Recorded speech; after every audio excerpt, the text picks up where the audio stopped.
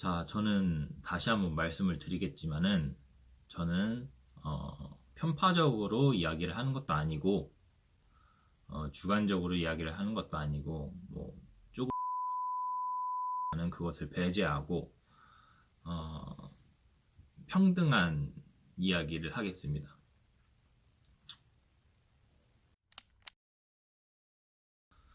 안녕하십니까, 파바바의 임준태입니다. 제가 뒤에 강아지요.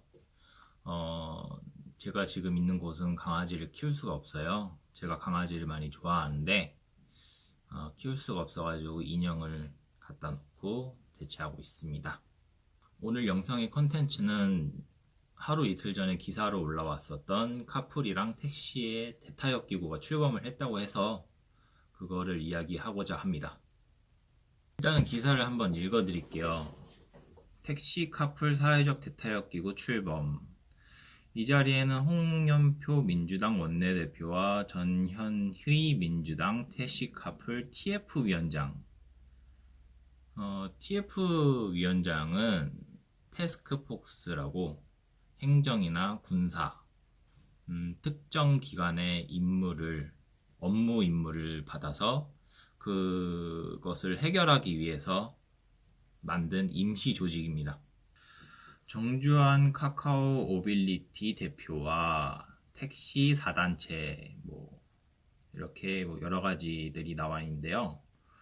여기 보시면은 홍 원내대표는 당과 정부는 이미 산학금 폐지와 월급제 도입 등의 지원책을 택시 업계에 제시한 바 있지만 그것을 넘어서 사회적 대타협 기구에서 합의가 된다면 그 이상의 대책도 저희가 마련하도록 할 것이라며 최선을 다해 성과를 도출하는 데 노력하겠다고 덧붙였다. 여기서 보시면은 산학금 폐지와 월급제 도입,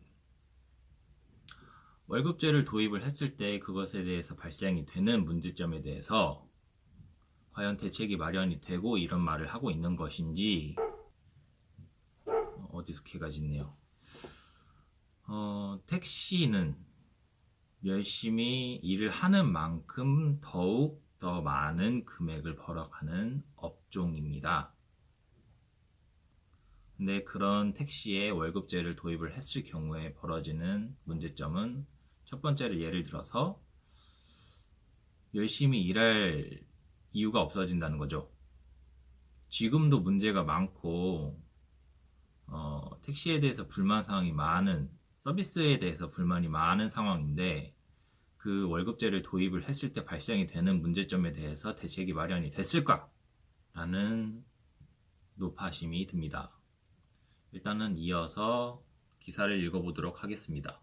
김현미 국토부 장관도 우리나라의 교통산업과 서비스 현실을 냉정히 바라보며 사업자도 사업이 잘 운행될 수 있고 종사자도 노동자도 생활이 보장되고 이용자도 만족할 만한 서비스가 이루어지는 합리적인 합의가 도출되길 바란다고 밝혔다. 맞는 말이네요. 정주환 카카오 오빌리티 대표는 사회적 대타협의 출발점에서 제일 중요한 것은 택시업계와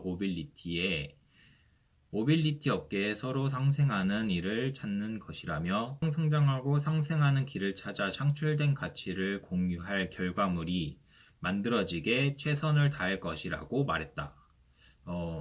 맞는 말을 하고 있습니다. 정확하게 이렇게 써 있습니다. 대화가 삐걱대기 시작한 것은 택시업계 관계자들이 발언이 시작되면서부터다. 기사를 쭉 보겠습니다. 누구라고는 말을 안 하겠습니다. 전국 택시 운송사업 조합 연합회, 힘든 말이네요.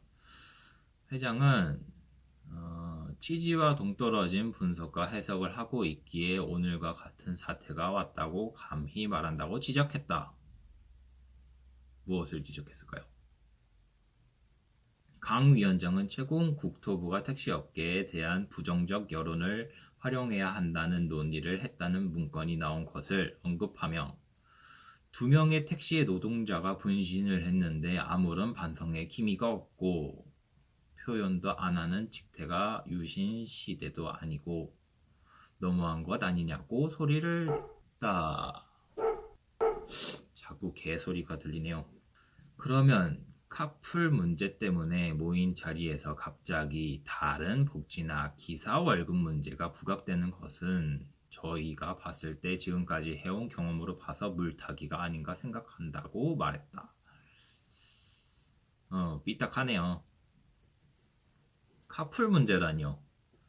지금 사회적으로 이슈가 되고 문제가 되고 있는 것은 카풀이 아니라 택시 업계 서비스와 만행이지 않을까 생각합니다.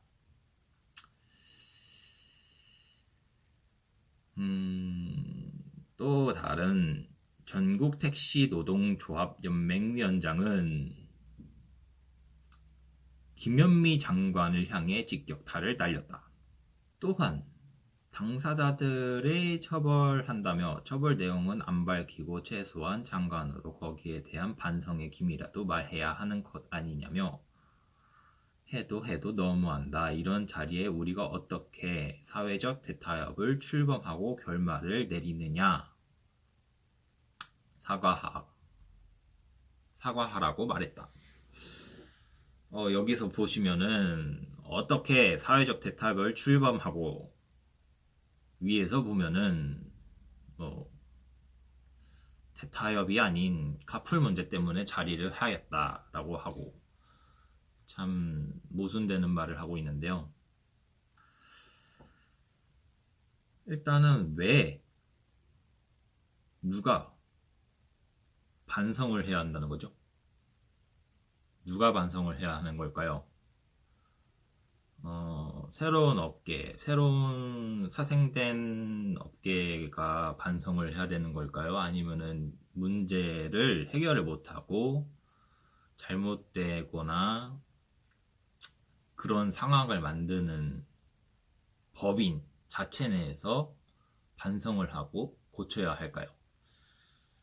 이 참 생각을 못하는 발언을 여기서 하시는데, 자, 저는 다시 한번 말씀을 드리겠지만은 저는 편파적으로 이야기를 하는 것도 아니고 주관적으로 이야기를 하는 것도 아니고 뭐 조금은 그것을 배제하고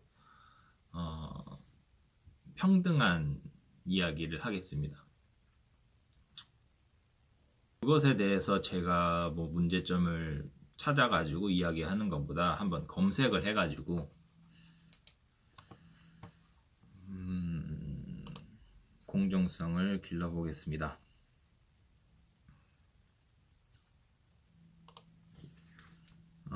검색어를 카풀 만행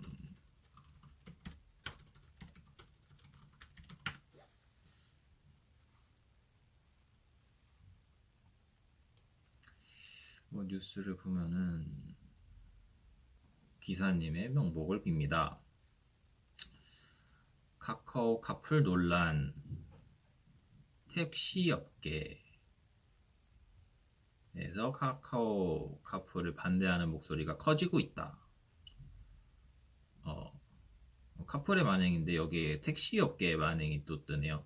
뭐 고속도로를 막았다는 등 경부 고속도로에서의 만행, 이거는 카카오 카풀에 대해서 만행이 아니라 카풀의 만행은 뭐가 없습니다.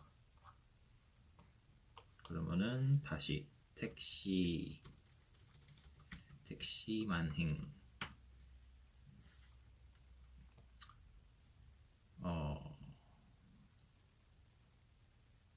삼중 추돌 사고, 택시 아저씨 끼어들어서 택시 기사에 짜증나는 만행, 음주 사고, 이거는 누가 택시를 박아가지고 생긴 거고,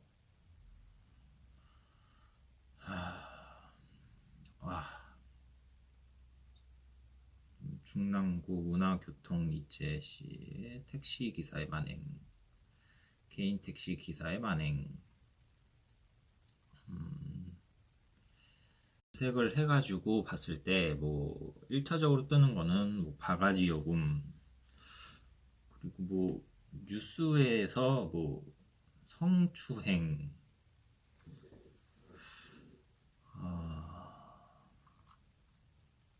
일단은 뭐 언론 자체가 택시 서비스를 좋아하지 않는다. 일단은 국민들이 택시 기사분들의 서비스를 좋게 평가하고 있는 상황은 아닌 것 같고요. 가장 우선시 해야 될 것은 대타협 기구에서 타협을 먼저, 자기 주장을 먼저 하는 게 아니라 국민들의 반응, 국민들의 생각하는 방향을 좀 바꿀 필요가 있을 것 같아요.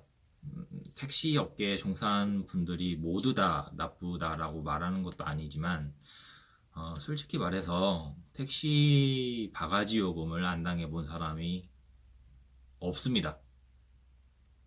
라고 말하면 그렇겠지만은,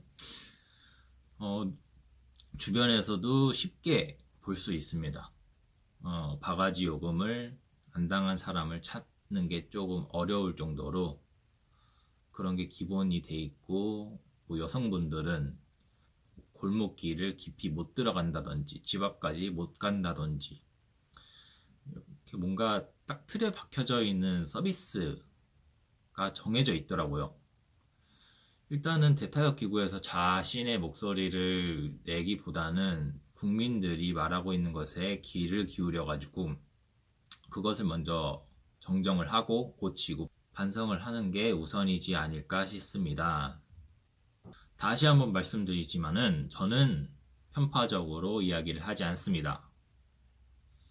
택시 기사분들 중에서 아름답고 우아하고 성품이 좋으신 분들이 엄청 많습니다. 뭐 하루에 일을 시작할 때 택시를 타고 가면서 많은 수다와 이런 대화를 하면서 하루에 활기찬 기운을 받아가는 상황이 많이 있는 것도 많고요. 근데 몇몇 분들의 만행과 잘못된 서비스 그리고 나쁜 행동으로 인해 가지고 이렇게 안 좋은 평판을 받는 상황입니다. 그 소수의 인원 때문에 많은 인원분들이 피해를 받고 있는 상황이니 그 분들은 좀 더 이 유튜브를 보신다면은 기분 나빠하시지 마시고 이것에 대해서 걱정을 하고 반성을 하셨으면 좋겠습니다.